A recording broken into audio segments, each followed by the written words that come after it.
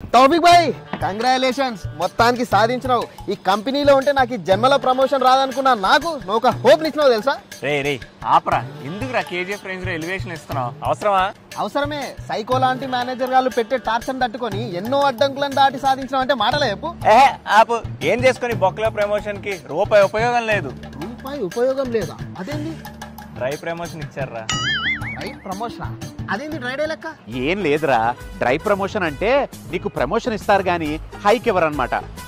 అంటే నీ డెసిగ్నేషన్ మారుతుంది కానీ శాలరీ అదే ఉంటుంది, రెస్పాన్సిబిలిటీస్ మాత్రం పెరుగుతాయి రోయ్. అమ్మో ఓర్ నాయనో, ఇదేం కార్పొరేట్ అన్నా? ఆస్తులు ఏం తాత పోతా పోతా నెత్తి నిండా అప్పులిచ్చి పోయినట్టు ఏందన్నా ఇది? అదే కదరా, ప్రమోషన్ కి నవ్వాలో ఏడాలో తెలియట్లేదు. హైక్ ఇవ్వరంట గానీ పని మాత్రం డబల్ చేయించుకుంటారంట. ఆపండ్రా, ఎప్పుడు చూడు ఏడుస్తూనే ఉంటారు. కార్పొరేట్ లో సర్వైవ్ అవ్వాలంటే ఫ్లోలో వెళ్ళిపోతూనే ఉండాలి. అయినా తౌఫిక్ గడ్ వర్క్ కి మెచ్చి హయ్యర్ మేనేజ్మెంట్ వీడికి ఏదోటి ఇవ్వాలని చెప్పి ఇచ్చిన ప్రమోషన్ ఇది.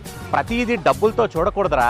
ఒకసారి ఆలోచించు, నీ డెసిగ్నేషన్ మారితే నీ కెరియర్ కి రెజ్యూమేకి ఎంత వెయిట్ పెరుగుతుంది. సో ఎక్కువ ఆలోచించుకు, బీ హ్యాపీ.